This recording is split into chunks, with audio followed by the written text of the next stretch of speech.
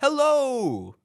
So what you're about to listen to is and this is verbatim in my notes, a music pod about music where we play music and listen to music. So, what that means for us is that we're gonna hang out and chat about different songs that we come to like, different artists we come to like, and the current goings on and stuff. However, if you are listening to this on a public platform, whatever that platform might be, we cannot play copyrighted music on the show itself. But each song discussed, if you want to do the extra listening and study the notes and all that fun stuff, it'll be in the description in order. And we also have an official Sleeper Suplex playlist on Spotify. It's under George Rosatone, or it's under Kobe ! It's literally just called Sleeper Suplex. It's got a fun little photo on the cover. Go listen to that thing, man. Have fun and get ready to get suplexed. Sleeper Suplex! Hello, everybody. Coming at you live from Parts Unknown. This is the September 19th edition of Sleeper Suplex. What's up? I am one of your co-hosts, Kobe. And I'm the audio engineer, George. So I'm the only host then. George just happens to be here. That is correct. That is correct. Actually, technically, I'm co-host, but I'm co-host second only to being an audio engineer. We're drilling these intros every week, and they get better every time, I've noticed, too. Define drilling. Putting a lot of effort in, hoping eventually it'll work and we don't strip the screw of its intangible qualities that make it useful. Oh, that was cute. I like the little strip screw reference. Someone's been building shit. All right. How was your week? It was good. It was good. I played so much fucking Mortal Kombat this week. Yeah, last week we talked about how it was coming out. I was hoping we were going to be able to mention it. Yeah. Oh, dude. You a fan? I'm hearing mixed reviews. It's a complicated thing to describe. I am a fan. Yeah. I'm a big fan. Yeah. There is some stuff that's disappointing. It seems like, not to make this about video games now, but It's a multimedia podcast. The last game, MK11, was bloated with stuff. Yeah. And it was awesome. I don't mean like a bad bloat. I mean a good bloat. Like every time you hopped on, there was like something to unlock, something to do, a new character to learn. It was easy to pick up. There was a lot of like systems in place, a lot of different modes to play, bunch of shit going on. This one is very, very, very simplified, but it's so much tighter. It's also only been out for a week. They're going to add a bunch of shit to it. And technically not even out yet. I think it came out officially today. Yeah. I've been playing it early access, but I mean, even in terms of like the systems of combat too, like characters have half as many moves, combos are half as long, and special moves are not nearly as like flashy or anything. It seems like they really, really went hard on the technical side of it this time. I think they got sick of Mortal Kombat kind of being regarded as like the fun, casual fighting game, and they wanted to make it like a serious, like tactical, you can learn this, and frame data is important, and juggling is important. Yeah. Did y'all motherfuckers have like quarter circle, stop, quarter circle combos and shit? Didn't used to. No, I was gonna say now we do, because that was a Tekken thing, and I never fucking knew what the fucking star meant until like last year. No, it's been some serious whiplash, but like this is the first MK game that I've had to actually lab. Yeah. Last night I was like, I'm gonna play Mortal Kombat, and I think I played for like 3 hours or something last night, and I think the 2 of those hours were in practice mode. Just like trying to figure out like what works with what and how things connect. Who's your character right now if you had to pick one? All right, I got 2. Got it. I always go Scorpion. Yeah. Because Basic. it is basic, but I like that it's basic. He's my safe pick. Sure. I'm glad I like Scorpion. I know he's cliche. I know he's the poster boy. He is. But that also means that I never, ever, ever have to worry about him not making it to the next game. He is reliable as fuck. He's my comfort choice. I think he's one of the only ones that's been in every single one. It's like him, Sub-Zero, and Liu Kang. Yeah. Like Well, Scorpion technically wasn't in and Raiden. 3. He wasn't in MK3. But then they added him in later in like a special edition or something. Actually. But if you want to be specific about it. But yeah, so Scorpion's my safe pick. I love a good Scorpion, you know. He's just a guaranteed, always a good time.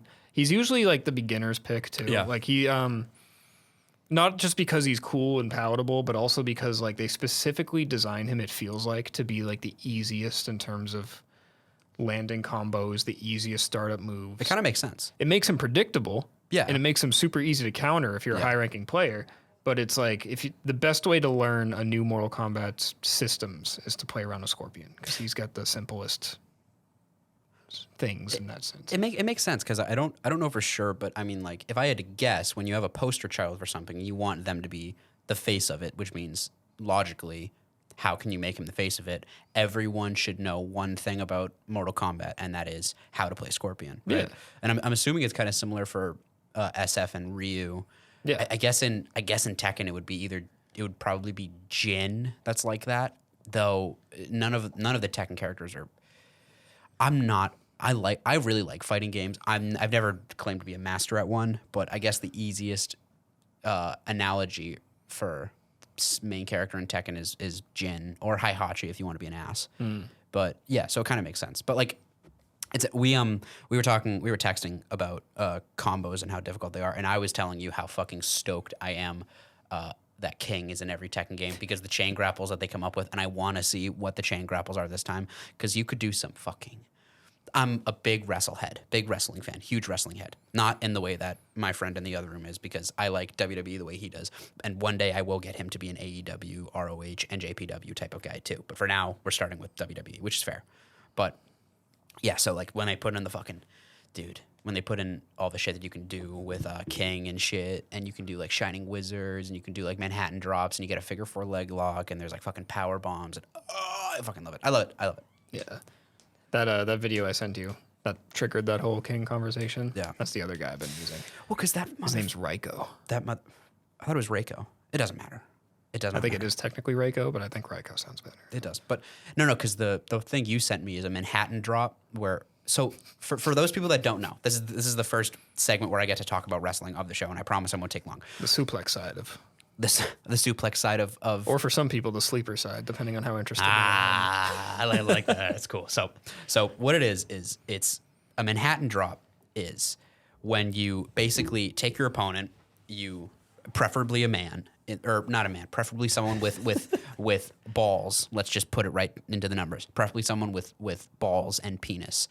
And penis, both of them, mandatory. Depends on where you hit the knee. So what happens is you lift them up, you stretch out your knee, and you essentially land them on your knee as if bow-legged, as if your leg is, say, a saddle. And you slam them balls first on your knee. That's the Manhattan drop. And then the spine buster aspect is the assist trophy in MK1. And I say that because it pisses George off when I call them assist trophies. The assist trophy for Reiko comes out, grabs your opponent off of the Manhattan drop. It's Jax, by the way. Jax, glad that he's not in the game. He's boring. Picks him up. Usually what they'll do is they'll pick him up, legs wrapped around your sternum, and then lifting above, turn around, and the way that they do the spine buster in this game is they do the Arn Anderson, the double A style spine buster, which is the best spine buster because it looks the fucking coolest. And it's a really quick motion. You pick him up, spin, and then using the momentum of the spin and the velocity, boom, you land him straight down on his back. So it's a Manhattan drop into spine buster combo. Did that make sense? It does. Did I take up too much time? No, not at all. No. I fucking. Spinebuster is one of my favorite wrestling moves. It's so fucking I want to cool. get you on MK so bad. I want to get you into wrestling, so we're kind of at an impasse. So trade? I like MK. Yeah, but play it. I do. I play it. I just with don't. me. Yeah, right. Okay. So as if I've said to you before, I 100% will never do that. Well, I mean, like, get sure a that PS5, get MK1, and play it with me. The Manhattan drop is the inverted atomic drop. Just making sure that I get my terminology right. Because Is there a correlation between Atom and Manhattan? to my knowledge, no. Well, like Manhattan Project, Atom Bomb, No. Atomic Drop, Manhattan Drop? I watched Oppenheimer. I understand what you mean. The atomic drop is the basic of it, which is essentially you do the exact same thing I just said, except you lift them up and you land them on their tailbone on your knee. So it's essentially you flipped them around. It's the thing about wrestling moves is that they existed so fucking long before anything else because it's such an old fashioned sport. So it sort of exists in like the 20s before the atomic bomb. So it's difficult to say for sure where it came from because it's one of the basic moves. he just licked his microphone, which I think I did not lick the microphone. There was no tongue on microphone contact. He stuck his tongue out towards the microphone. I have a little cut. I don't know if you can see it from there. There's like right where my lips split in the corner. Oh, I hate those. There's a cut right here. That's a dryness thing. Yeah. No, I woke up with really dry lips this morning, but it tastes like a pimple. So all day I was like, do I have a pimple on my lips? Why is there a pimple? What does a pimple taste like to you? Curious. I guess that does sound weird, No. doesn't it? Well, I've never like licked a pimple before, but it was like, Oh, let me tell you, it's a time. I don't know, when my tongue's on it, it has sort of that like that dull, stingy warmth of like a pimple. I guess I shouldn't have said taste like a pimple. It feels like a pimple, but I'm feeling it with my tongue, so that's why I said taste. You know what I mean? Sure. You were saying? I don't remember. Oh, the dropkick was invented by a Jewish man. That's all. We can move on now. Okay. We can start talking. I think it's my serve. Yeah, I believe it's your serve. My friends, to start off this week, and I have simplified my description so as to not go over time anymore. This is a Santa Monica-based band. This is from their debut record. This is from 1990. It is alt-rock, dream pop, and shoegaze. And you will notice that I have now started listing the genres that Rate Your Music has these bands as, mostly because isn't it funny that genres are so superfluous and really don't make a whole bunch of sense in most senses of the term? Yeah. This is Blue Flower by Mazzy Star. Now, I would never say we're the most buttoned-up music podcast in the history of time. This has been... Don't speak. Yeah? Don't speak. There's this magical, wonderful thing Yeah. called post-production. Yeah. Where I can go into my little I'm unfamiliar, but my yeah. little editing program. Sure. And I can make it so that didn't just happen. And the more you talk about it, the more I have to tweak it so that people have no idea what we're talking about. So, okay. I'm going to, in vague terms, reference it so you don't have to do any more editing than that. I'm very tempted to fix the song, but keep this in there. You should. I think I'm going to I think you should. So, folks, that was, to my understanding, Blue Flower by, all over my words now, Blue Flower by Mazzy Star. That was off of the debut. That was off of... That was off of She Hangs Brightly, the debut. Is that how you pronounce it? What do you mean? Is that how you pronounce it? What do you mean? I'm looking at the album art right now, and Yeah, I couldn't fucking read it. It's the I album. can read brightly, but The album's called She Hangs Brightly. okay. So, Dude, this album art, by the way. yeah, I just watched the movie Possession a few weeks ago. yeah. I watched it in Philadelphia for some God bless. reason, and the album art looks like the movie to me. And that's my observation. There you go. That's a Please good one. continue with your analysis. No, so thank you. So I think most people will probably recognize Mazzy Star from their biggest hit is "Fade Into You" off of their second album, "So Tonight That I Might See." So first of all, the most stunning thing in the world to me when I was doing my analysis, if you want to call it that, my looking into of the week of what I'm going to do, my most shocking thing was that this is a Santa Monica, California-based band. You could have convinced me these guys were straight out of fucking England. To me, this has such an England alt-rock feel. You know what I mean? Because this feels like it could be played right next to like Oasis on the radio or some shit. You think? I I could totally see this being Santa Monica because this gives me like skater rock. Oh, I did not get skater rock. No, absolutely not. I really didn't. I certainly got. I'm not super familiar with Oasis, so I will retract it in terms of how they both feel next to each other. But for me, this felt very. Here comes that phrase again. This felt very fall. What do you think I was going to say? I thought you were going to say spacey. This felt... It did. Mazzy Star, I'm not overly familiar, but from what I heard and have been listening to, they do have a very spacey, sort of airy feel. But this is very dreamy and very poppy, but I love the guitars on it. I love her voice so much on this song. Like her voice is great, but I didn't really get a full appreciation for her voice until I heard this song. This is Hope Sandoval, is the lead singer of Mazzy Star.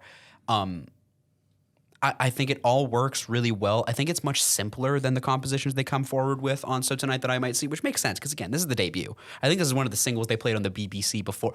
Another thing, by the way, they played this on the BBC. But this is sort of a much more simple structure than some of the other ones. Like Fade Into You Again is the classic everyone's going to know. And there's a lot of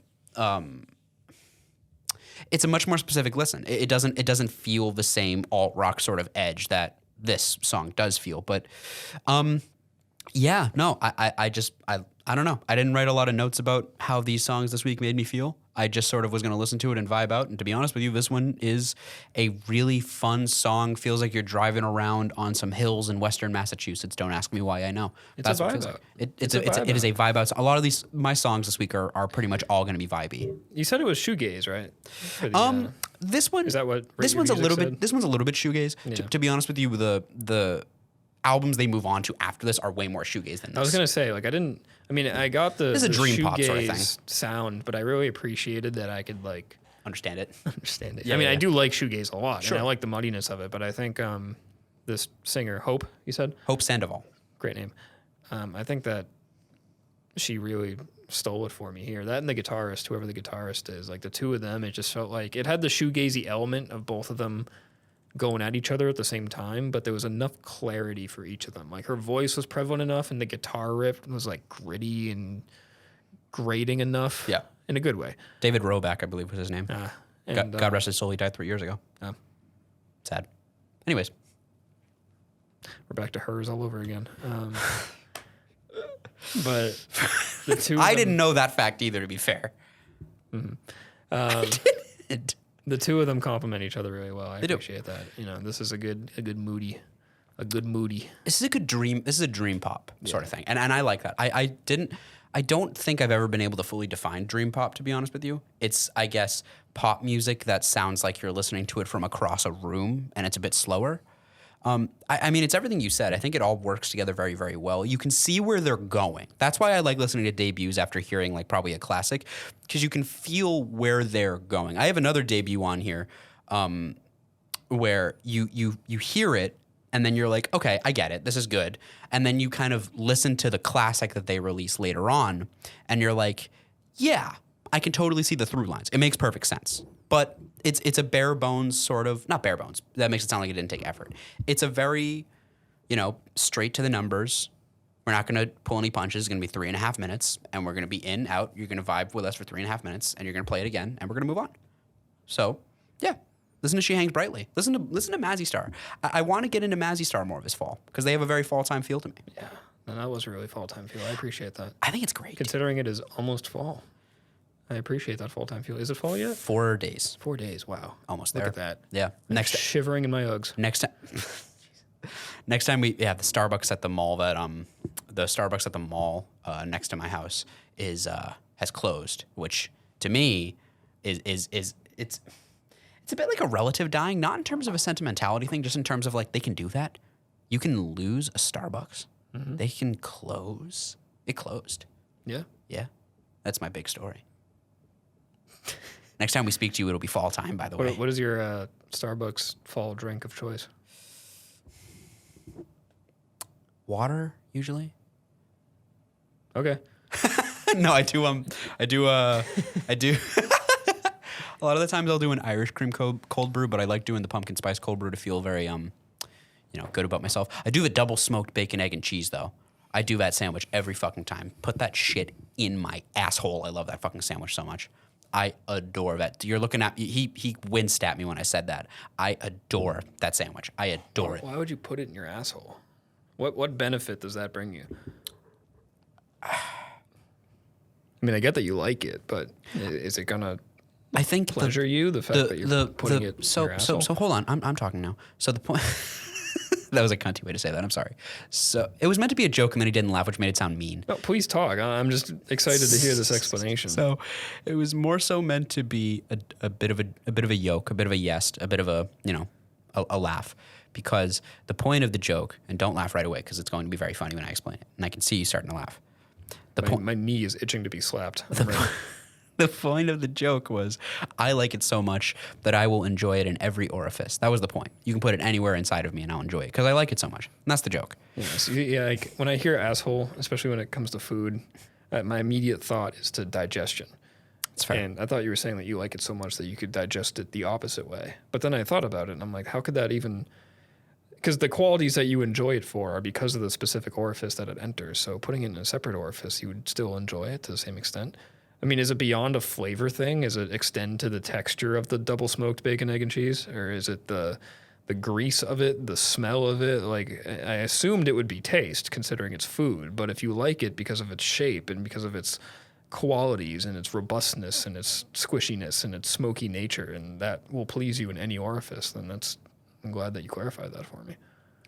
When a man and a sandwich love each other very, very much, they start to experiment with things. God. Yeah.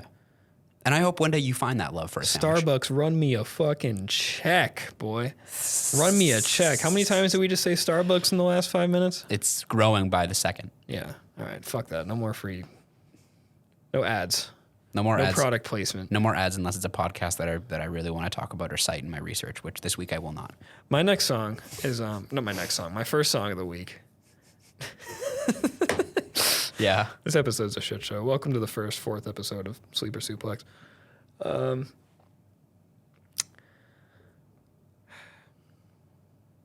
Take your time.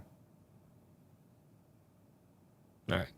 You good? This song? You just went to a weird place. I did. I was resetting my brain. I was trying to get into word mode as opposed to imagining Kobe shoving breakfast sandwiches up his ass. No one asked you to picture that.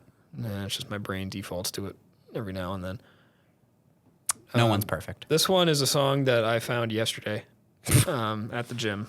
Cool. And I liked it a lot. I didn't think I would like it a lot, but I liked it a lot. And so there could be a great deal of recency bias here, but it's a bop. It's a bibbity bop. I liked it. I went to the gym with it. First time going to the gym in like 3 weeks. Good for you. Dog, I pumped iron. Nice, dude. I heard this shit banging, and I was like, you know what? Throw an extra 10 on. Okay. I'm feeling frisky. Yeah. You know what? Yeah. Throw an extra 5 minutes on that cardio. Brother. You know what? Yeah. You know what? Well, what? I'll do a cat cow. I'll stretch some ass to this. Cat cow. It's the yoga pose where you're like down on your hands and knees and you're like arching your back and then you... Hey, man, what you do in the privacy of your own Have you gym never is heard of this? No. So you know how cows kind of have like a... Is this relevant to the song that you chose? No. I mean, it's relevant to how the song made me feel. It inspired me to It made you feel like a cat cow. It did. Okay. So how cows have an arch.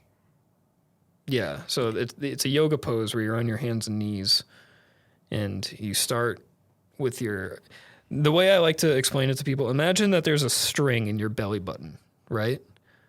And someone below you, below the floor, is pulling the string as hard as they can. So you're sticking your arch all the way down.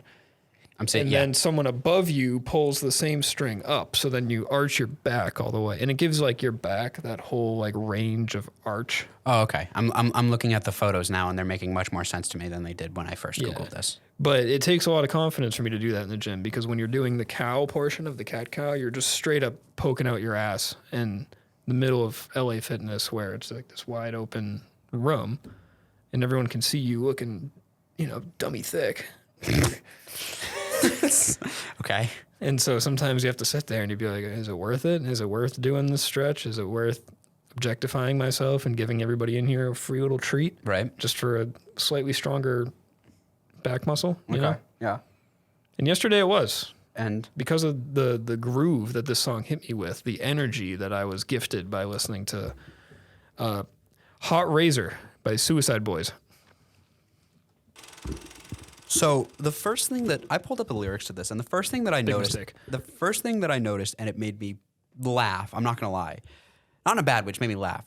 Is they have Eastern Bloc in here, which is a Cold War reference to I think the eastern part of Berlin. Yeah. Which is a wild shout to me. That's just wild to me. All right, yeah, go ahead, talk about it. Dude, it's a groove. Yeah, it is. I've been getting big into Suicide Boys lately. I don't know why. I think very, very similar to what we said about Mr. Peep last week. It's nothing lyrically crazy. It's nothing sonically crazy. But something about the edge of it mixed with, like, the raspiness of the voice and then, like, the sort of, like, southern, what is that, crunk? Like, I don't want to give the wrong term here, but it's got, like, this, like, sort of southern trap crunky feel. Yep.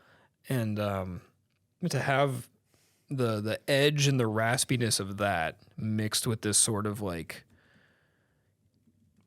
punk emo-y aesthetic, and then all of that on top of, like, genuinely pretty, like, synths and beats and samples is, like, seems to be their thing. I'm a very, very recent fan of the boys. The boys. the brothers' suicide. Yeah, the Harakiri homies here, but nice. Yeah, nice. Like yeah, I like that. That was good. But from what I've heard, this seems to be their trend. Is you take a really pretty sample and you put southern rap over it, and then you distort the fuck out of it to give it sort of this, like, underground, like, grungy sound. Yeah, the mic has a weird has an interesting quality to it. So, okay, they're not always like that. No. But this song was part of a series of 4 EPs, and I listened to them all last night. They're like 10 minutes each. They're called the Yin Yang tapes, and they're divided by seasons. And this was the intro to the spring season, which is the first of the 4 EPs. And every single song, including the features that they have on those songs, like Ghost Main, and I think Freddie Dread's on one of them. Yeah, okay. Sorry. Like, every single song on those EPs has the same mic quality. Yeah, it sounds like they're talking through a walkie-talkie. Yeah, which is sick. It is. I like that. I'm such a whore for that. I like that, yeah. I'm not going to mention him, but there's a guy with a red album that rhymes with snark fantasy, and he has a song on there where he does the whole thing with, like, that was a stretch even for you, that was a stretch. Well, I was stretching. I told you this song makes me like to stretch. I could envision someone doing that when the song was going on, but I could see it in my head. Yeah. Like the motion, but it was like fast, you know what I mean? I just hit the mic. It's like So twerking, yeah. kind of.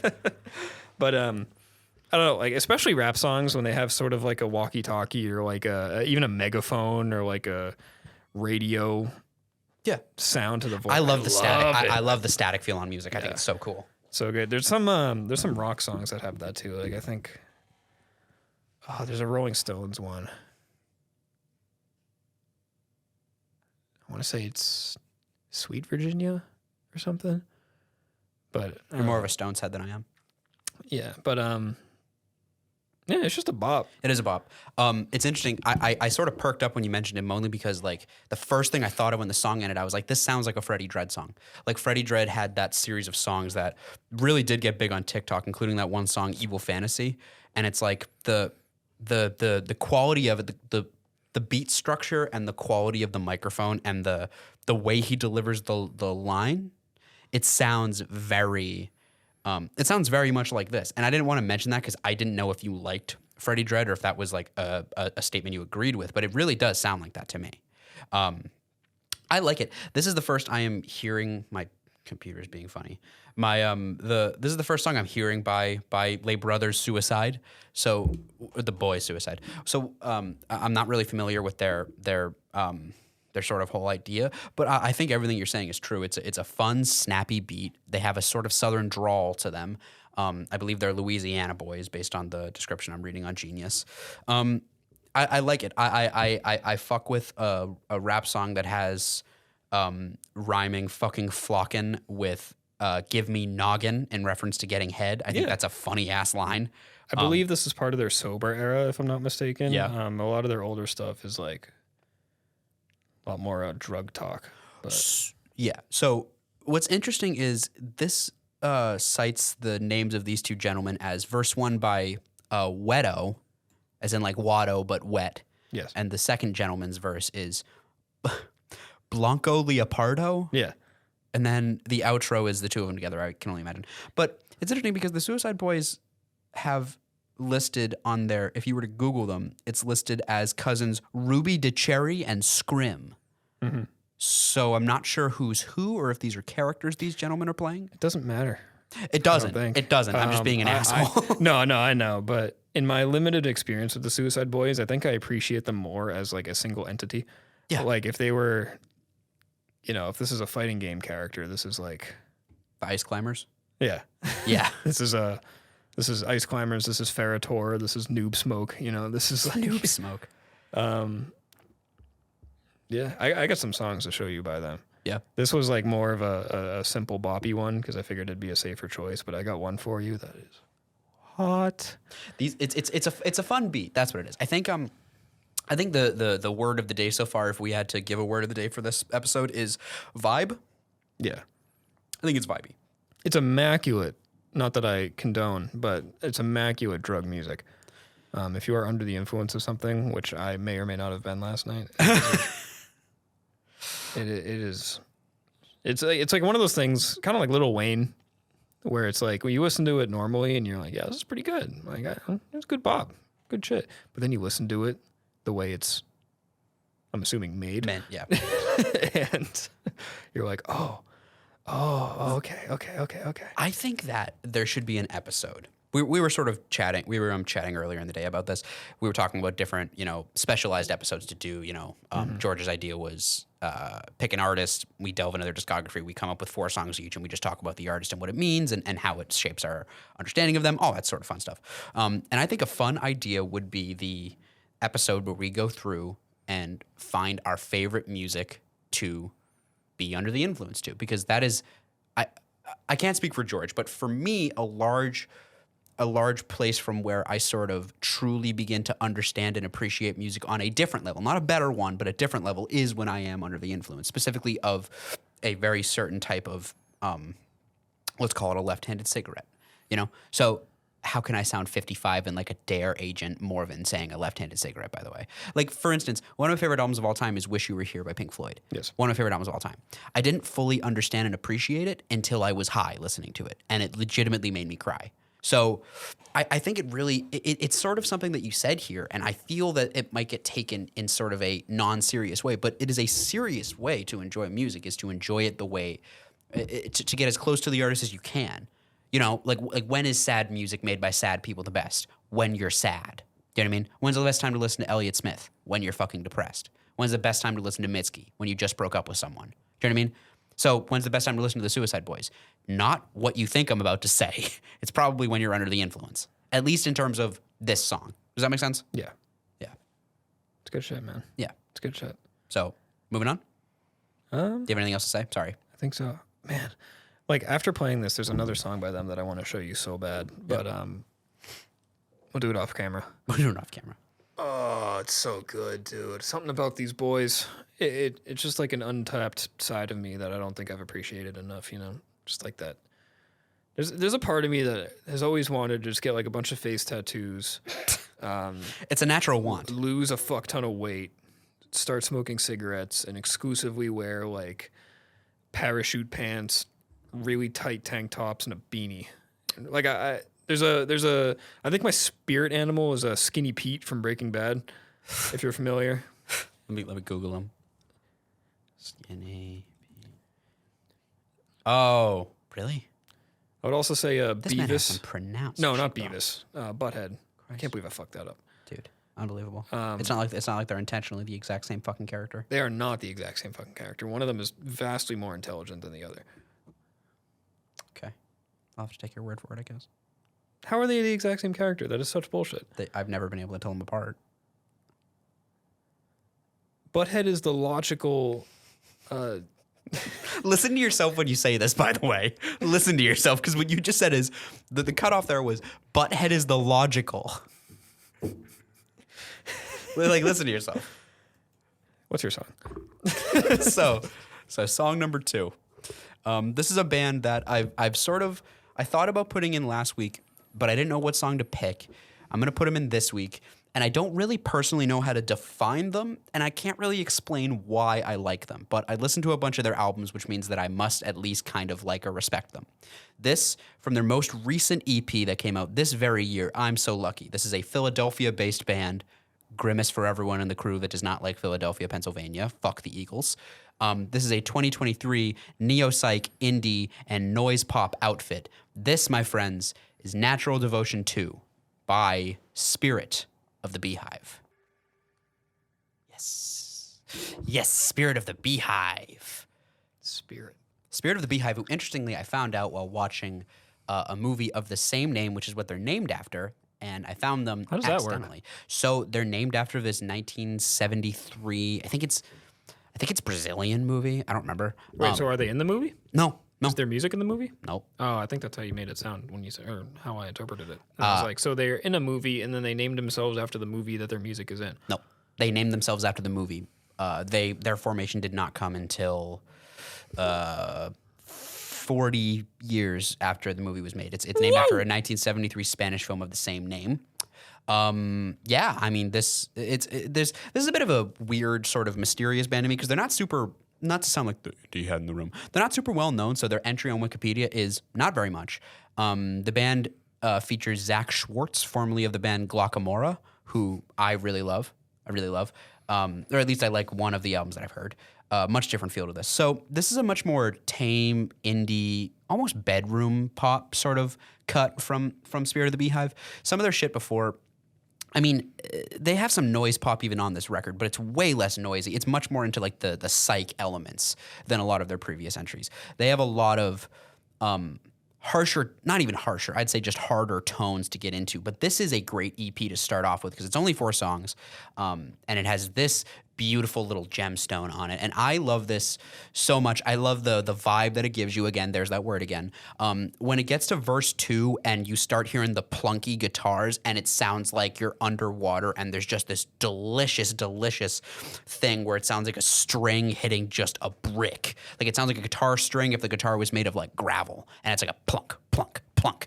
It's awesome because it's like there's this weight and then it just stops on something really dense, and it's awesome. And again, the vocal delivery on verse 1, the way that it's a very high, airy vocal delivery, and then it gets to verse 2 and it's very low. I look at you desperately trying to wake up for me, and it's back down in the throat and stuff. And it meets the guitar perfectly because it's almost, to me, it feels like two voices talking because the song changes, you know? It has these dreamier elements in verse 1, which is met with a lot more synths. The percussion is interesting all the way through, but the synths are very high, and you're meeting them in this very high, airy, cloudy space. And then you go down, and it sounds like, and this motherfucker's talking to you in a low voice, and it's a plunk, plunk, plunk, plunk. And so it sounds like a conversation, but they both fuse together, and they marry each other, and it's gorgeous. Fucking love it. It's a good one. It's Fucking a love bop. it. It's awesome. It's awesome. And speaking of horrifying album covers, by the way, this EP cover is very telling. If you're listening at home, look up the cover for I'm So Lucky by Spirit of the BEEHIVE. It is a bizarre cover. It's a weird one. I mean, it's pretty. It is. How old is the front character supposed to be there? So it's a horrifying question, isn't it? I don't know. I don't would know. assume that's a full-grown woman I would imagine. or boy. It seems to be one or the other. Because it kind of looks like a child to me. I hope this isn't like a weird Rorschach test thing exposing some like, deep trauma in the back of my mind. No, I'm with you. It's a haunting look. Maybe it's just the facial expression is what's making it look so youthful. But it's an uncomfy look. Also, like the head is like looks way bigger than the head of the dude behind her. Well, yeah. Yeah, no, it does. It's a goofy one. But I think it matches the sound. In the sense of just like it sounds like the girl and it looks like those are the two people who were singing the song. Yeah, exactly. And I like the colors, and I like this very like dreamy soundscape that's going on. This little like surrealism in there. Yeah, that was a groovy one. Yeah. That was a really, really groovy one. Sounded like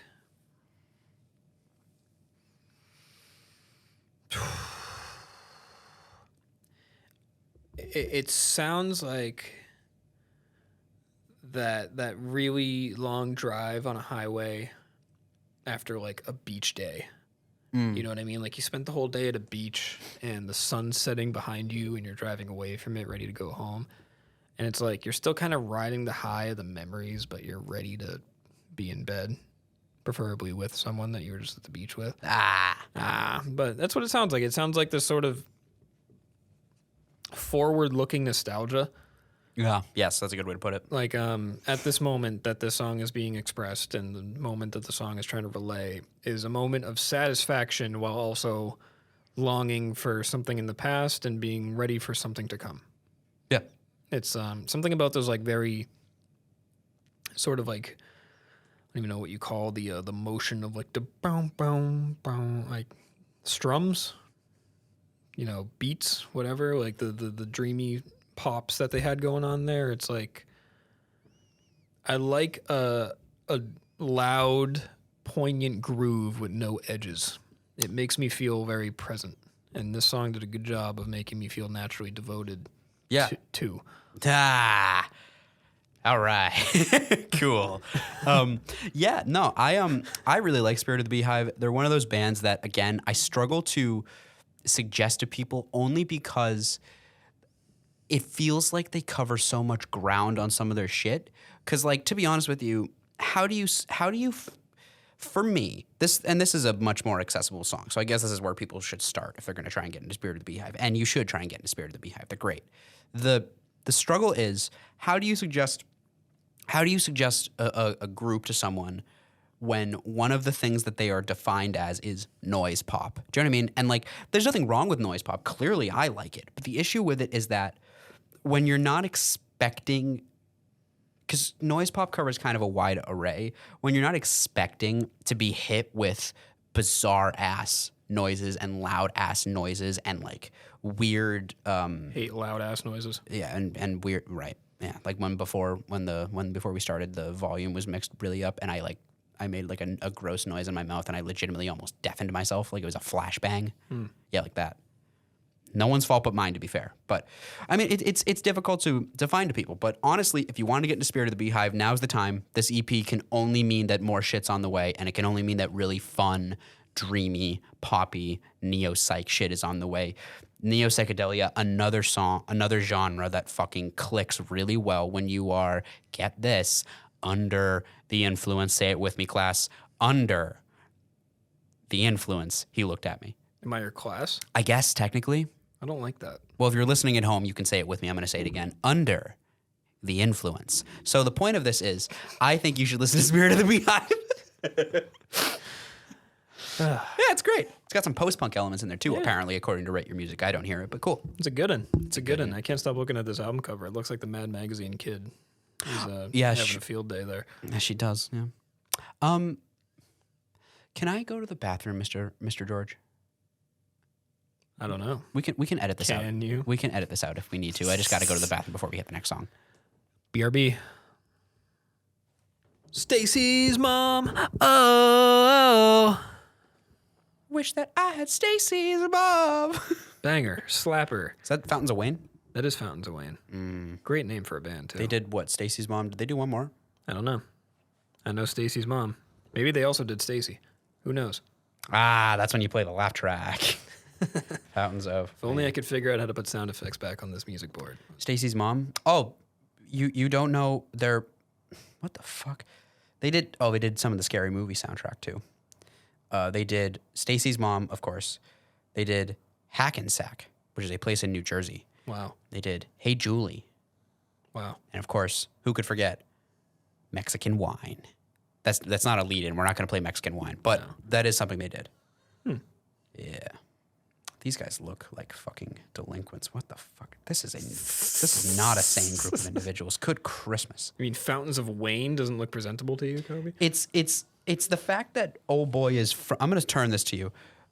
Old boy is front and center, and he looks horrifying. He does look horrifying. Is that Wayne? Who is that? that? Oh, God, he looks like something. I'm blanking on it right now.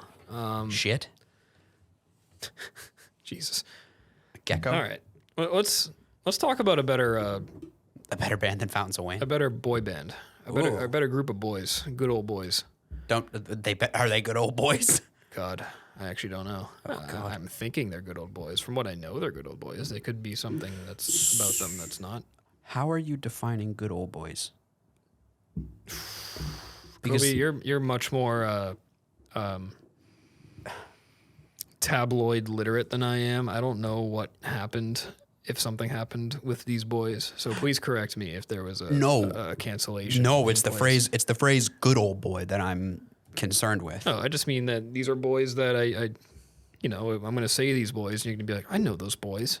You might not be the most familiar with those boys, but these are boys that you know. Okay. And they're reliable boys. They're boys that are, to use the word of the week, reliable for a good bop. Okay. Good boppy boys. Okay. Good boppy boys. Okay.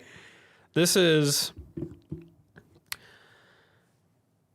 a song from an album. Whoa, hold on. Stop the presses. And this album art is way, way too gnarly. Yeah. For this group of boys. Okay. I don't know who gave these boys this cover. Okay. It does not fit. It was never this style beforehand. It was never this style afterwards. But this album art is so sick that I finally decided to give these legendary boys a shot. Legendary boys. And I did. Yeah. And this is a good album. Yeah. It's a good fucking album. I like it. I like what I hear. There's one song in particular that stands out to me, and it was made like 20 years before the album came out. Huh. Maybe 15. I don't know. But this is Disney Girls by the Beach Boys. Consensus, are they good boys? For the most part, yeah. Yeah? Yeah, Good so the Beach Boys are a very, very interesting band. They're one of those bands that, like you, I have not really looked too deeply into. They sort of went head to head with the Beatles for a very long time. Yeah. Like they sort of like, they listened to each other's albums and they were like, oh, they're doing this, we got to do this. And then the Beatles would be like, oh, well, they're doing that, we got to do this type shit. I'll let you. Sorry, there's a whole bunch to talk about there, but I'll let you talk about why you like the song so much first. No, this song threw me off the first time I heard it because it has the date included in the song title. It says 1957 after it says Disney Girls, and I believe this album came out in 70. I don't know if you have it pulled up right there. 71. 71. Okay, so sonically and thematically, it's very different from the rest of the album, and it's a good album, but it sort of creates this like oasis within the album's track listing. And I wasn't expecting this from Beach Boys. When I think of Beach Boys, I think of like more upbeat, more like easygoing, strummy guitar, singing about happy shit, summer, ice cream, boobs, that sort of thing. But this one was like a very eerie little dream ride here. It was very strange. Like, it's clearly not a sad song per se, and the lyrics on paper are not too crazy. He's just talking about how he wants a little fantasy world with the little Disney girls, but like, just something about the delivery of it and the way the instruments are spaced out and the way that it has like not one but two little like, oh, did the song just end? And then it comes right back. It kind of, it's a weird pull here. This is a weird pull, but it reminds me of like if the Beach Boys collabed with like The Caretaker. Like Everything Everywhere at the End of Time or something. Like it feels like it's good music. It's a good tune, and I like the tune, but the way it's structured and the way it's delivered makes me feel like I'm kind of caught in this like purgatory, this loop. There's like this fading memory of a happier time with happier people and a fantasy, and I'm like falling out of a dream. I'm trying to make myself fall back asleep and fall back into this, but I keep snapping awake. Yeah. But then my eyes close again and I kind of slip into it a little bit, and then I snap awake again. I'm like, no, please, just give me the Disney girls. Just give me the fantasy world, please. Come on. And it's like I just keep getting pulled from it. And then before you know it, the song just fades. Yeah. And I don't know what that fade means. I don't know if we finally got lost in the fantasy. I don't know if that's us letting go of the fantasy. I don't know. But it's surreal. And I like things that make me uncomfortable even when they're pretty. Yeah. I mean, shit. That's a great sum up of it right there. I mean, the Beach Boys are a very interesting band because I think I, like most people, sort of figured out who the Beach Boys were because my parents were into them, right? So when you think Beach Boys, when you were talking about when you think Beach Boys, summer, ice cream, boobs, all that shit, naturally. the thing that probably comes to mind for most people is like Surfin' USA. Yeah. You know, like all that sort of shit. Don't hurt yourself now. I just need the shit out of the table. I'm You sorry. okay? Make your point. No. So, yeah, this does have a weird sort of somber undertone to it. But the Beach Boys themselves they're fascinating because you think Beach Boys and you think their early shit and you think, oh, just some fun. You totally think infomercial shit, right? You totally think, oh, just some fun brothers in the sun enjoying the California heat. Yeah. And then you really look into the Beach Boys and it's really not like that. Like addiction runs in their family. I believe it was Brian Wilson who dies, like I think he drowns, like drowns. You think of like the fact that no, not Brian Wilson. I think it was Dennis Wilson then. You think of the fact that like the Dennis Wilson once hosted Charles Manson and the Manson family at his house for a couple of fucking weeks and shit. And like you think of the fact that their dad sold the rights to the songs out from under them and completely fucking screwed them, right? Like the Beach Boys are this band that has this very interesting allure because they represent such an interesting moment in like media and music history. And then you look really deep, a little bit deeper into them, and they're a dark, depressing ass band. Like, I'm serious. I think Dennis Wilson killed himself, like, or died of an overdose or something horrible. And you think about that and you go, the fucking Beach Boys? Like Brian Wilson once got so depressed after an album that he didn't leave his bed for 4 months. Did you see the fucking cover for this album? Yes. So it's interesting that it's interesting you brought that up. So, Because I think that ties into your fucking point here. first of all, what is the name of this album, George? Surf's Up. Surf's Up. Now, look up the cover for Surf's Up real quick, because this is one of the most metal album covers I have fucking seen. It's so cool. So I looked into it a little bit more, right? This is based off of a sculpture by James Earl Fraser called End of the Trail. What it depicts is this is from Wikipedia, so take it with a grain of salt, but this is what Wikipedia says. The sculpture depicts a weary Native American man wearing only the remains of a blanket and carrying a spear. He's hanging limp as his weary horse with swollen eyes comes to the edge of the Pacific Ocean. Interesting. The wind blowing the horse's tail suggests they have their backs to the wind. The man in the statue is based on Seneca chief John Bigtree. The horse was adapted from one and another work in the wind. It's a commentary on the damage Euro-American settlements inflicted upon Native Americans. So it's embodies the suffering and exhaustion of people driven from their native lands. Now, I don't know when this came out in the story, the oeuvre, if you will, of the Beach Boys, but what you said specifically, where it just sounds like the end of the line, it sounds like we've gotten to the end of something and we're really fucking weary, right? And we're really, really hitting a specific time in our lives where we need to start looking at something else, right? Like that sort of an idea. When I read that Wikipedia thing, that sounds exactly like what this is, right? Because the cover itself it wasn't supposed to be this at one point. It was called something else too. The album was called Landlocked, and there was like a bunch of different shit going on. But the quote about the album is that the brief working title Landlocked represented a demarcation line separating striped shirted bullshit that had become irrelevant. An object of public scorn from artistry, creativity, and great new songs. So it's literally meant to be a point in time where they're like, we're done. This is the end of what once was, and now we're doing something else. And apparently they just found the cover. They found a painting of End of the Trail on a wall in the in a dusty like used record store, and they also saw it on the wall of a record label guy. So it's all very interesting. You know what I mean? Not that has anything to do with the song itself, but that's just kind of why this is such a fucking weird ass album cover for the Beach Boys. No, I mean, and it makes sense for the content of the rest of the album. Like, the song immediately after this is Student Demonstration Time. I don't know if you've heard of that song by them. It's I had to Google it because I wasn't sure exactly what scenario they're referencing in the song because I've only heard it a couple times. But I believe it's in reference to the Kent State shootings during like student protests. Protesting the Cambodian campaign, 4 unarmed college students were shot and killed by the Ohio National Guard. I remember learning about that in school. I don't know if you ever did. I think so. But like you have songs that are about touchy political topics like that. You have songs like the intro of an album called Surf's Up. And the first song is called Don't Go Near the Water. And I actually almost picked that song too, that first one, because it's a very stereotypical Beach Boys song where they're all kind of like doing their barbershop quartet over Beatles guitars thing. But they're singing like, don't go near the water. And it's really fucking creepy and eerie. And Yeah, when you have all these, and the rest of the album, from what I've heard, it's way more upbeat. You know, there's a lot more strummy summer bangers here, but this one is such a weird, like I said before, oasis in that track listing too.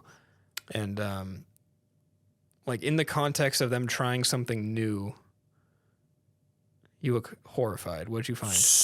No. Can you? It's not relevant enough that I want to interrupt your point. Please continue your point. Okay. Sorry, we'll talk about it in a second. I think it's interesting that this song is from nearly 15 years before the album came out, because it kind of sounds like it's, like I mentioned, clinging to the past. And if this album is a landmark of a new style, and they have this song, which is a lot more simplified topic told over a much more simplified instrumental, but it's sort of fading away and piecing in and out. It's scary. It's scary.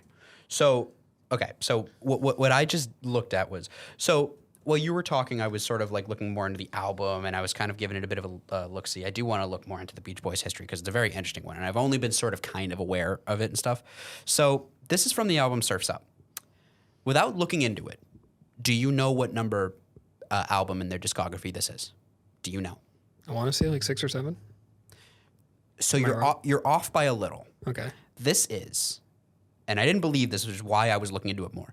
This is the 17th studio album by the Beach Boys. So real quick. So this is from dude. I'm dead serious. So this is from an era in the 60s, sort of doo-wop, poppy radio hit era, where everyone was releasing an album a fucking year because everything was like nothing. Do you know what I mean? Like everyone started off doing like basic bands. That's why a million different bands came up. So I want you to understand something real quick. This is the 17th studio album, right? The first album, Surfin' Safari, came out in October of 62.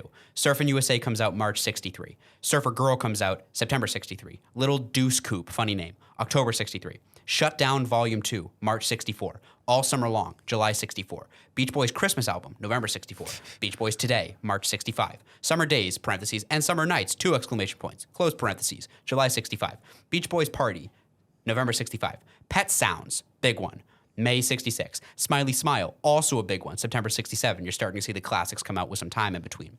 Wild Honey, December 67. Friends, June 68. 2020, February 69. Sunflower, August 1970. And then we get to Surf's Up, August of 71. That is 17 albums in not even 10 full years. That is 9 years, okay? So you kind of look at that. And I only bring that up, not because I like the sound of my own voice. I bring that up because you need to the wear and tear that these motherfuckers must have had. It totally explains why this is an album much more into serious things. They're like, we've sung about nothing for 10 fucking years. I'm sick of the gimmick albums. I'm sick of making bullshit radio stuff. I'm sick of smiling all the goddamn time.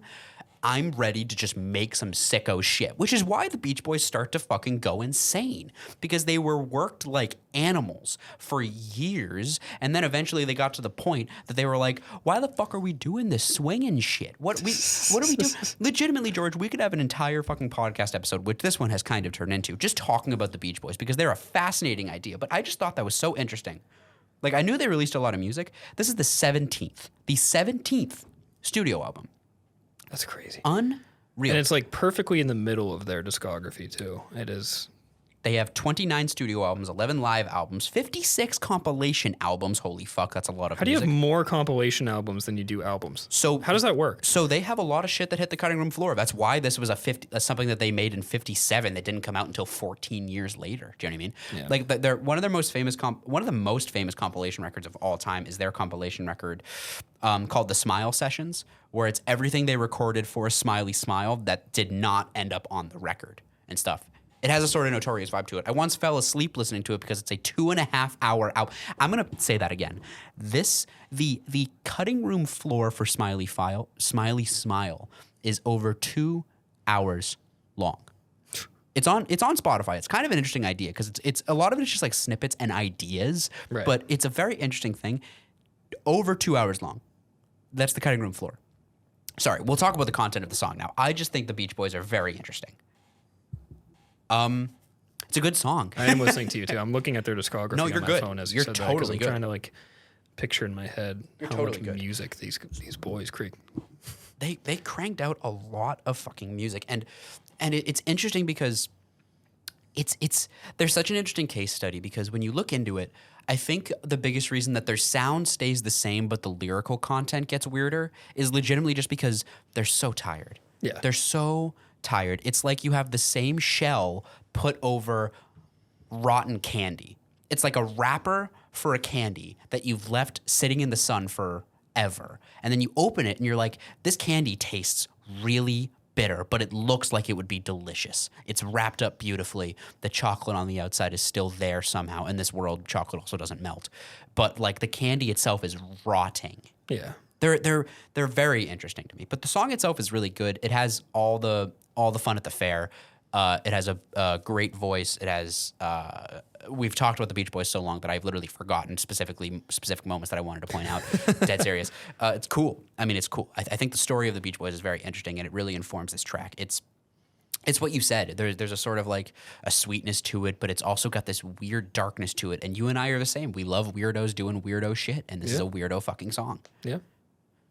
That was the Beach Boys segment of today's podcast. Let's go out on this quote on the YouTube comment section of Disney Girls here.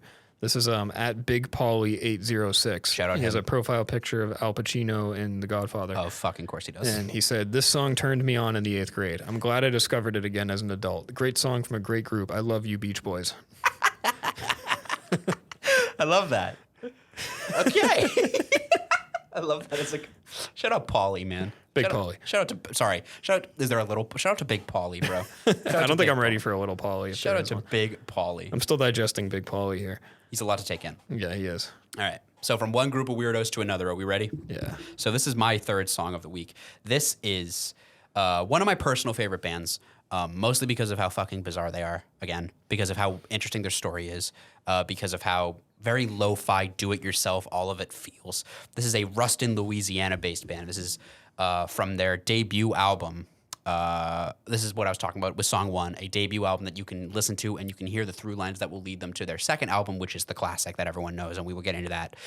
This is off their debut album, On Avery Island. This is from 1996. This is an indie, lo-fi, psyche sort of mix. One of the tamer cuts off this record because, hey, get this, Kobe picked another fucking weirdo song from a weirdo record by weirdo people. This is April 8th by Neutral Milk Hotel. Speaking of weirdo fucking art, my man. Speaking of weirdo goddamn art, you know, I think there is no real weirdo, more weirdo-ish than Jeff Mangum, lead singer of Neutral Milk Hotel, and this record and this really fun short little moment in time this band occupies. So this is April 8th. I'm gonna read you. I just read this as we were talking about this, or as we were listening, right? So we're gonna get into thoughts. I promise I won't take too much of your time here. However, I promise the last track is vibey. This is much more of like a whoa, what the fuck sort of pick, and I understand it's a departure. No, this was a vibe. This is absolutely a vibe. It's a vibe in a different way, but yes, I'm glad you said that. So this is the Genius annotation about this song. You good? Yeah. So this is the Genius annotation. Sorry, I was fixing my mic. I don't know. Does my voice sound weird? No. I feel like I'm hearing an echo in my voice, and Yeah. it sounds a little robot-y. I was hearing a little bit of a something too. That might be me though, because I'm hearing Could it. it? Yeah. Are you hearing me fine? No, I think we're good. I Okay. might just be hearing shit. Okay. I'm gonna hold Go on. on. So this is the about section from the Genius page. This I didn't know this, which is why I found it interesting. This track is about reclusive art. So it's a song by a reclusive artist about a reclusive artist, Henry Darger, whose 15,000-page novel, and this is the whole title here. I'm going to start in quotes so you know how long this title is. Quote, "The story of the Vivian girls in what is known as the realms of the unreal of the Glandeco-Angelinian war storm caused by the child slave rebellion," end quote. Full title. And 300 associated paintings were not discovered or known of until after his death. Darger, in a similar way to Jeff Mangum, is considered a genius who hid much of his art from the world.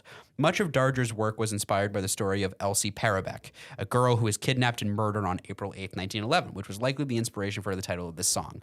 Now, it's important to sort of get the details and the history and the understanding of whatever Jeff Mangum is fucking talking about before he starts going into his songs, because his lyrics are purposefully obtuse. They're beautiful. They're gorgeous. And they paint very vivid, visceral, there's that word again too, images in your head.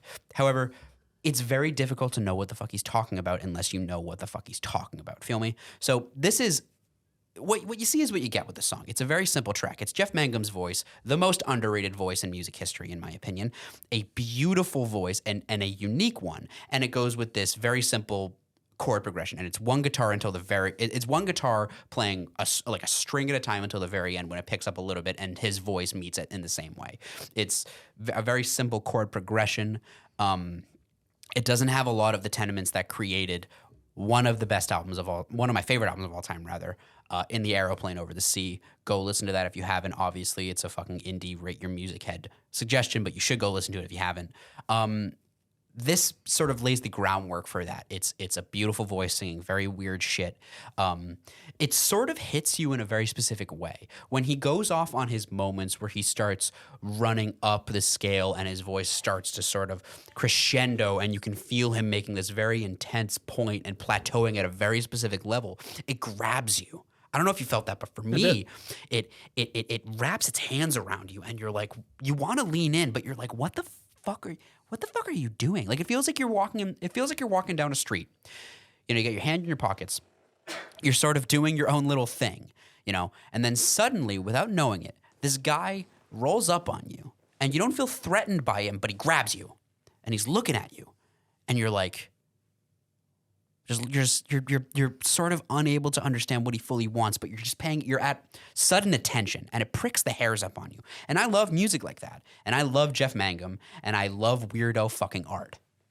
So to you, my friend, what did you feel? What did you think? I was hypnotized as soon as that guitar started going in. This is another niche that I find myself craving sometimes. It's just very simple strumming with very simple singing, but the two just perfectly harmonize over that little simple groove, little skibbity bop. You know what I'm saying? That little bang, bang, bang, like Boom, boom, addicting. bum, I've had it on loop in the back of my head ever since the song ended. It's infectious. It really is. And even his singing, I couldn't tell you a word of the lyrics he said because I was too busy focusing on the bop.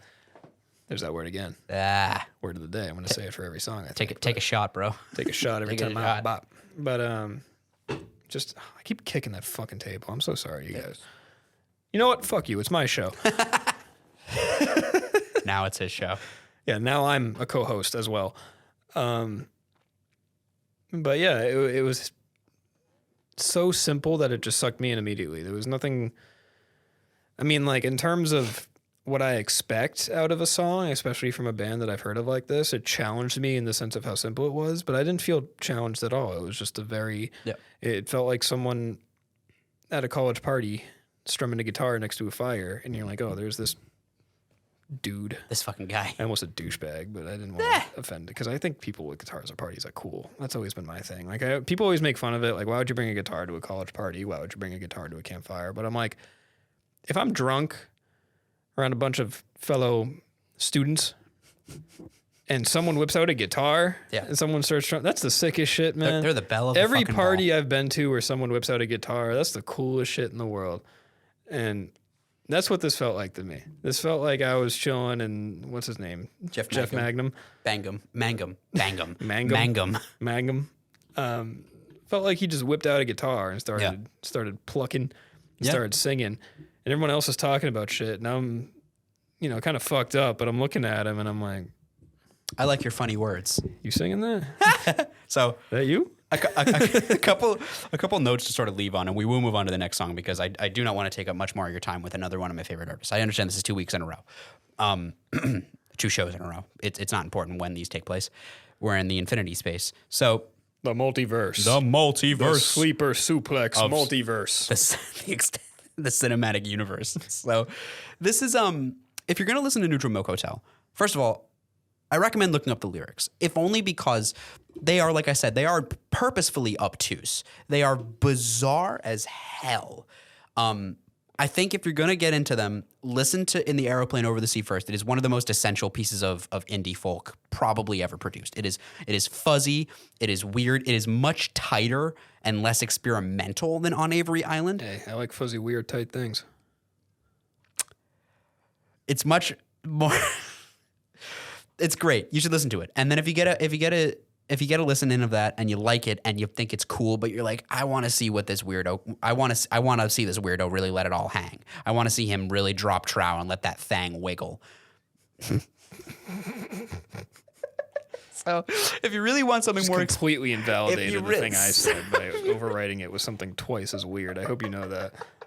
You could have just taken that and let me take the hit on that. You know, you could have let me be the weird one, but you just jumped in front of the bullet that was coming my way. So let me be clear. thanks for that. Let me be clear. I appreciate it. Let me be clear. So if you'd like to get into this, listen to that. If you want some more weirdness, check out this record. This is On Avery Island. It is much weirder. It's legitimately, it is a complete domination of the id. There is no cutting corners. There is no smoothing out. It is rough as you want it. Not super rough, but rough.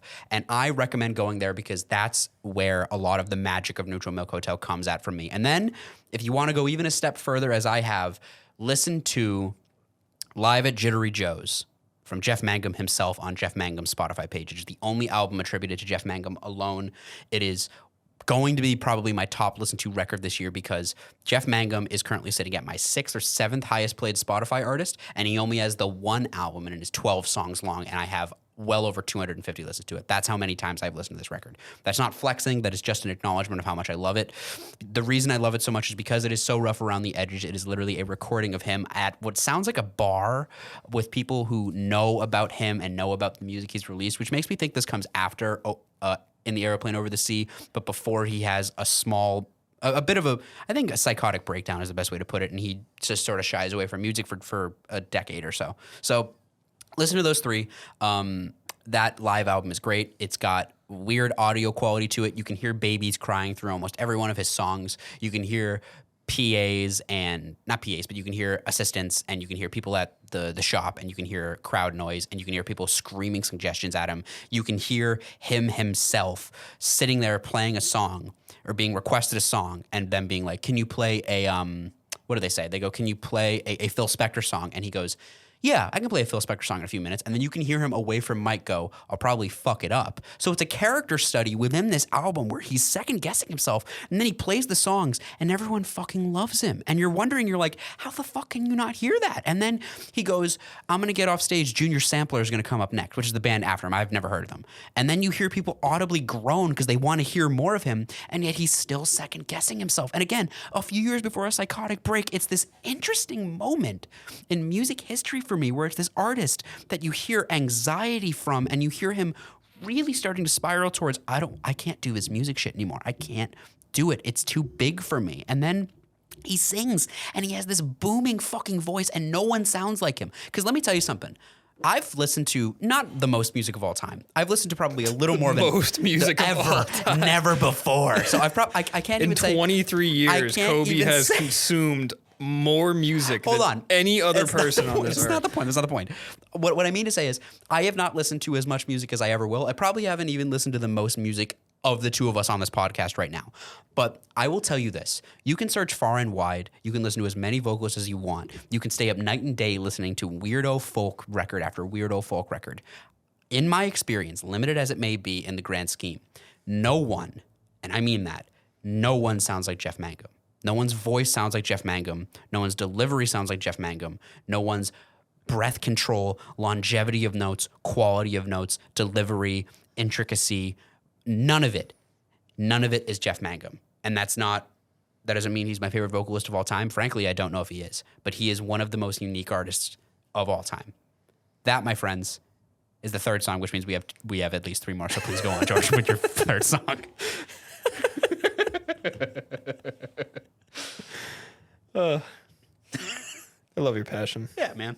I wish I did as much research into my songs as you do into yours. I always base my songs purely off feeling. Like this next one here, I don't know anything about this artist at all. I read like a couple sentences of the Spotify biography and said that they had struggles with religion and a lot of trauma. Yeah, when I remember, and it shows in their music. Though a lot of their music is very like the covers are very religious-y, and it's weird. She's like this. Again, I'm basing this all purely off feeling. I don't do any research into like the specific words of the genres. No worries, brother. That was one of my favorite bands. That's why. I want to say this is almost like again, seems to be the trend today. We always come in with these Accidental themes. It's like a dreamy sort of pop soundscape, but like when you look at the aesthetic of like her covers and like her music videos and stuff, it's always like this weird sort of like witchcraft core, like nun, like dirty brown Catholicism in like the middle of the woods. Yeah. And it's very strange, and it's cool mixing that sound with such an image. And I mean, I'm a horror guy. I like dark shit. Yeah. I like to feel scared. You know, I like shadows. I like rust. I like spiders. I like blood. Yeah. You know, I like demons. Yeah. You know, I like saying and you know. Yeah. But it's always cool. And again, I'm biased because I like these things. But it's always cool when I see that sort of aesthetic and that sort of sound just blended in with something that's typically seen as happy and dreamy and beautiful. Like, I love those dark undertones. You know, so this is a song on an album. The album's called Inbred. Cool. This is Crush by Ethel Cain. Pretty. Yeah. So pretty and so edgy. It sounds. You know what it is? The thought that came to me. It sounds like a sort of poppy, almost folk song that's like being melted in a microwave. It does. You know what I mean? Does. Yeah, and that's exactly the kind of aesthetic that I was trying to describe earlier. It sounds like the prettiest song ever, found on a cassette tape in the middle of the house that they shot Texas Chainsaw Massacre in. It was like, Yeah. and I love that sort of juxtaposition there. I love the idea of beauty being created from this grainy, rusty mess. I mean, even the lyrics talking about like camo jackets and robbing corner stores and shit. Like, it's so fucking like dingy American. Oh yeah. You know, like American Gothic, modern American Gothic, but it has like this really pretty, explosive, overproduced sound to it, and just mixing the two aesthetics like that together is so satisfying. Yes. It's so satisfying. I love getting I love getting my punky, edgy, dark fix without it always being grainy and abrasive. I don't like I mean, you know, it fits in with the theme and the genre, but there's a tendency for a lot of like more edgy focused songwriting and darker themed music to kind of carry a sort of audible shock value with it, as if like you need to adjust your ears to the harshness of it as a sort of rite of passage in order to be considered like one of the cool kids in the edgy club. But this is just an easy listen. It's pretty, it's flowy, it's spacey, it's high inducing, it's hypnotic, again using the same three fucking words. It's a bop, but still it's like, oh god, it's the same thing that Suicide Boys are doing with the rap and the Little Peep is doing with the hip hop, The hip hop and the rap, or they're bringing that edge in. Yeah. You know, they're bringing that edge in. They're keeping it listenable, but they're bringing in the edge. I feel like she's doing it too with this sort of dreamscape poppy stuff. I love it. Yeah, love it. She's another interesting character in the modern day music world. Because do you know about the album she released last year? No, I don't. So this is I will talk about the song, but this will be genuinely quick. She released an album last year called Preacher's Daughter. I've heard of that. Yeah. And it is in part, I actually believe it's a concept album, and I believe it's mostly about a girl who runs off with a guy who eventually cannibalizes her. Nice. Yeah, which apparently it's amazing. I have not been able to listen to it just because it's not the high concept album stuff like that. I just haven't been able to get myself to sort of be in a space to listen to it. But from what I understand, it's amazing. So yeah, no, she's got that sort of weird gothic horror shit that you can really sort of feel and like. She's from, apparently, and this is all a Google, is a cursory Google. She's from Tallahassee, Florida, which is very, very Bible Belt core. Do you know what I mean? It's very, very weird swamp gothic. And I think weird swamp gothic is the way to describe this song. It's like you said, it sounds like something really pretty that was left in something really dark. It does. It sounds like a bunch of pinup model magazines melting in a big book burning. Yeah. It's cool. It sounds like the first 30 minutes of a horror movie. It's so cool. It's so cool. You get and again, here's my favorite word. You get a visceral fucking feeling from it. You can feel the sort of grossness and the unease and the sort of this isn't supposed to be happening feeling when you listen to Ethel Cain. Not in that it's not pleasant to listen to, because this is a very, I wouldn't necessarily say pleasant, but it's a very nice listen. You enjoy listening to this. I enjoy listening to this. But you sort of listen to it and you're like, whoa, this has something off here. There's something weird. You know what I mean? It's like an analog horror. Like you're watching it and you're like, this is so ordinary that it's unordinary. There's something very odd. You know what I mean? Yeah. Precisely. Yeah. She's great. She's great. She's great. I want to listen to more of her. Shout out to Ethel Cain. I want to listen to way more of her. This album's called Inbred, which is unbelievable. I know you said that, but I'm just like thinking about that again. And I'm like, that's so wild. And I like that the cover is what looks like two of her. Unless that's a different person. No, it is. But it is. It appears to be a representation. The one on the left is her if she was if she remained in the church, and the one of her on the right is her now as someone who has accepted herself as a transgender gay woman, I believe, and has left the church. She's a fascinating. Again, this is all a cursory look at Wikipedia. This is not me trying to one up you on the pick of the week for you, but no. It's a strange listen. It's a strange, almost uncomfortable listen, but it never never fully shoots the moon to the point that you're like, I don't like this. Do you know what I mean? But it runs along the razor's edge there. You know what I mean? It really does. Yeah. It's very, very unique. It is. And that's always been my favorite thing. Yeah. Just give me more horror stuff. Yeah. Whether it's like the imagery here, the album art, the distance in the soundscape. I'm in a good mood. Yeah. I'm in a good mood. Oh, man. Swimming around in the darkness always makes me feel a little extra bright, you know? All right. We're coming down the home stretch here. This is going to be my last song of the week, folks. So we're back to vibe country for me. We're back to, hey, let's listen to some fun music and hang out. So this is a Portland, Oregon-based band, as any real Kobe heads know, which is to say the people that I talk to, my friends, know. I'm a big PNW fan in terms of aesthetic, someplace I've always wanted to visit. This is a 2013 release off of their second full-length album, and you're never going to believe what this second full-length album is called, 2. Great stuff. This is an alt indie folk release. Aren't genres so fucking superfluous? I've written. This is So Good at Being in Trouble by the Unknown Mortal Orchestra. All right, mate. So what a tune. Immediately after listening to immediately when it started, actually, I need to amend the record. So as everyone who listened to that could hear, that is in no way folk. Just absolutely not at all fucking folk. So two things. One, that is a Portland-based band, Portland, Oregon-based Unknown Mortal Orchestra, also known as UMO. However, they are a New Zealand psychedelic rock band. That is obviously, you can tell that's a jump. That is psychedelic pop and indie rock, according to Rate Your Music. Don't know where the fuck folk came from, if I'm honest with you.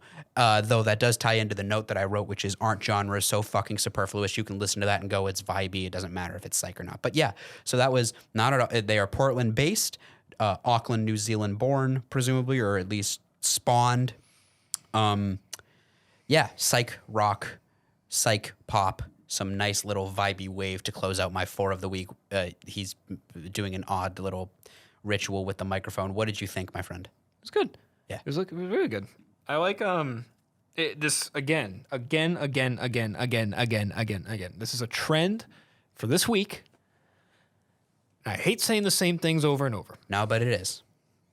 But I feel like this is a good little mashup of everything we've had up until this point. You know, it's got the spaciness, it's got the bop, it's got the little distortion on the microphone.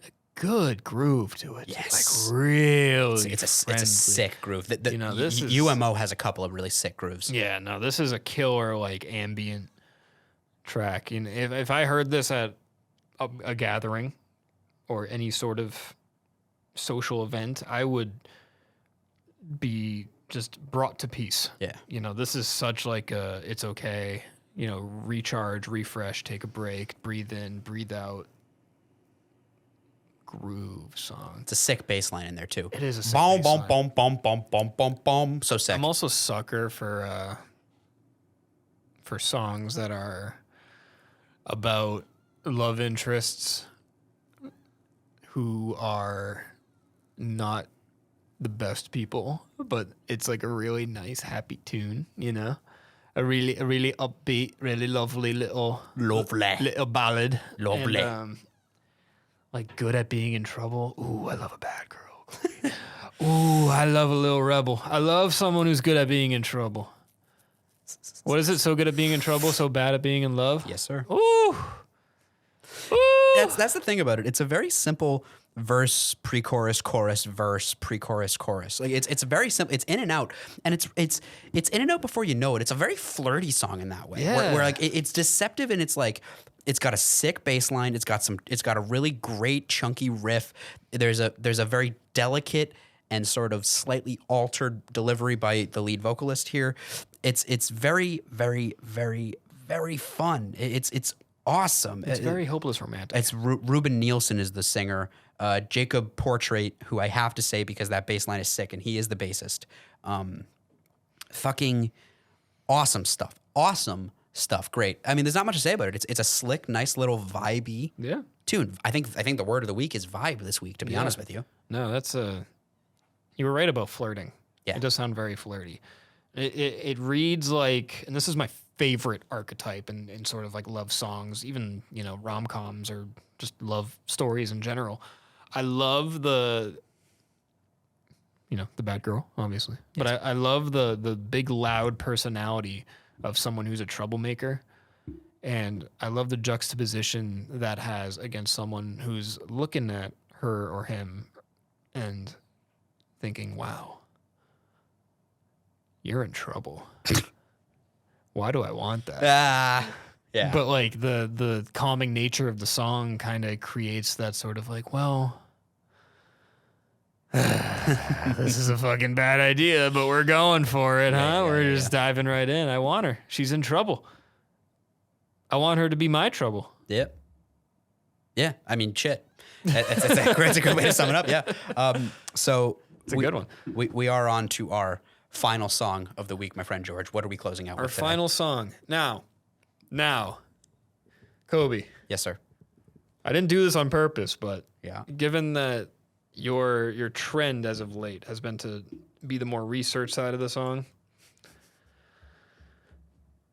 this is a toughie Okay. because the song is not in English. Okay. Okay. By the way, real quick, the research I do, the Neutral Milk Hotel thing, that is one of my favorite bands. That is why. Just saying. Just saying. We're moving on. I'm want-wanting you. I'm giving you the old Brown, Charlie, because I know Brown comment. that you feel the need to defend this research. You feel the need to stick up for yourself. Be like, no, I'm not researching them. They're just my favorite band. That's how I know. Kobe, It's a little bit of research. that is why you are here. It's a small bit of research. That is why your personality shines so well in this dynamic. That is your specialty. That is your knowledge. That is your trait. That is your unique skill. That is your superpower.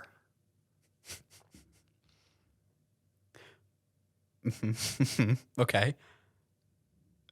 Is that the name of the song? No. Okay. That would have been a good He was segue. looking at me like it was a segue because he has a look on his No, face. I'm stalling because I don't know how to pronounce the name of this. Let me see. Turn the No. monitor. No. I got it. Okay. This is my doing. I put myself in this situation. I will take the hit. I mean, it's in French. I'm not really scared of French people, so Okay.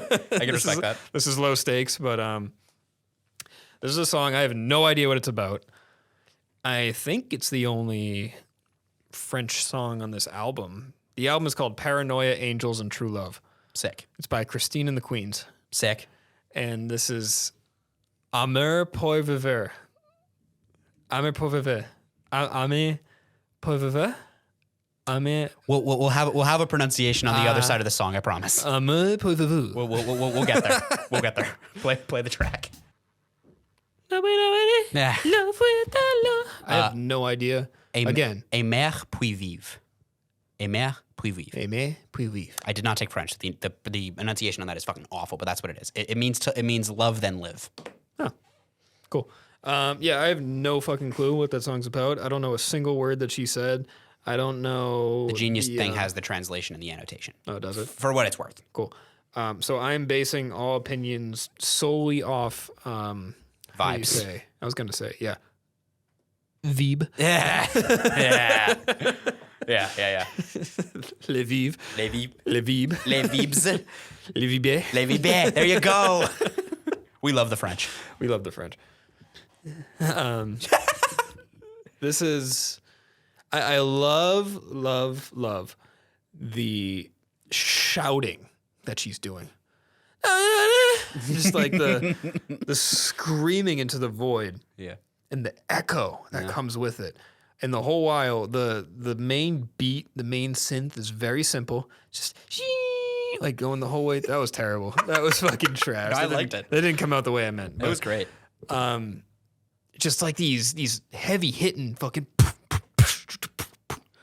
like those heavy industrial drums. Yeah. Almost sounds like the top of like a metal trash bin or something. Like It has some real dance club vibes. Sick. It sounds like a French dance club, but like it sounds like a French dance club in the future. It does. It does. It sounds really sick. It gives like this really powerful sort of punch to what's going on, and the juxtaposition of that going on with like this emotional, echoey belting. Yeah.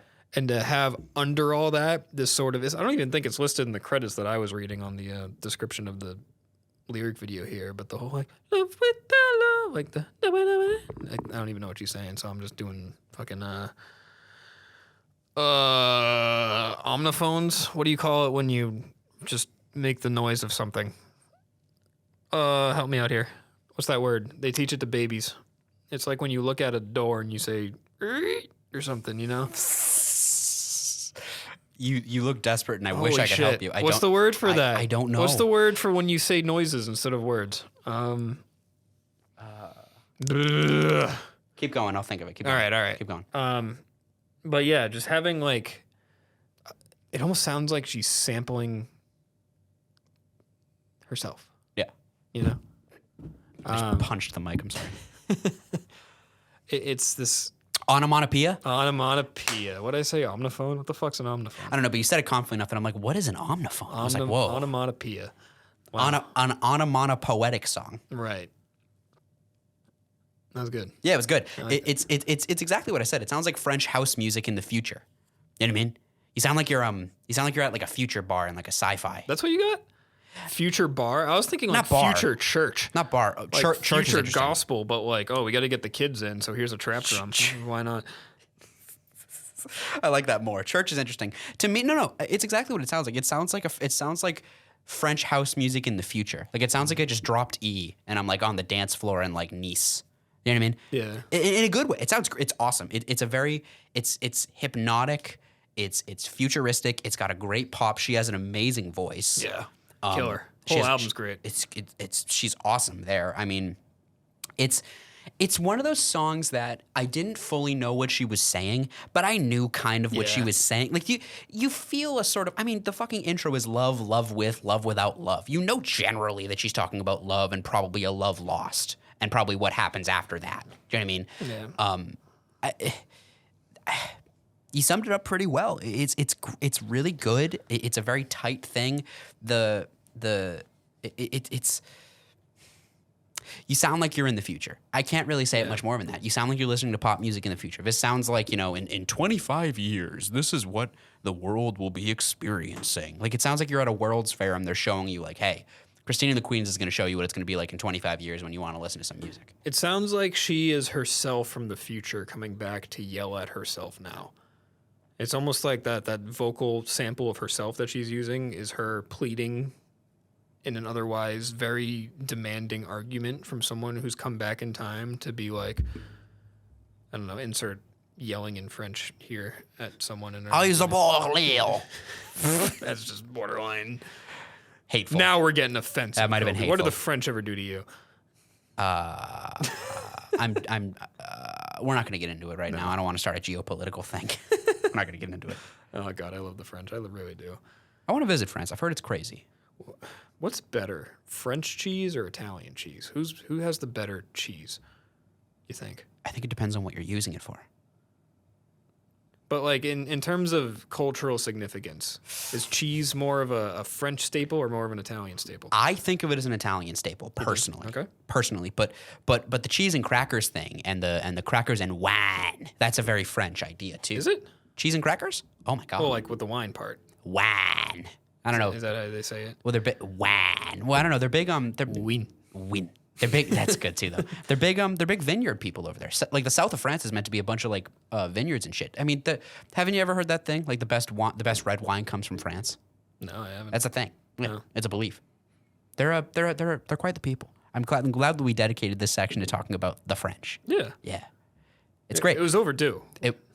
They've had it coming for a long time. It's great. It's a good track. I like that we ended on that one. It feels like it's like we said for UMO. It feels like it sums up a lot of what we've been talking about. It's a vibe. It's absolutely a vibe. You get what she's saying just by hearing what she's saying. She's grabbing you and she's talking. You know what it is? She's not grabbing you. She's embracing you. Her hands are. You okay? Yep. Pen moment. It's.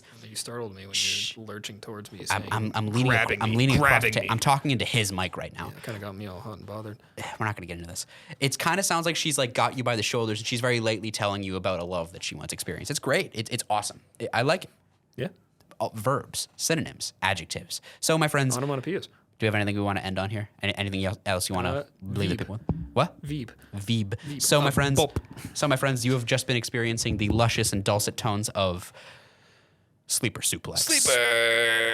We hope that we were able to enrich your experience for the few fleeting moments we experienced together.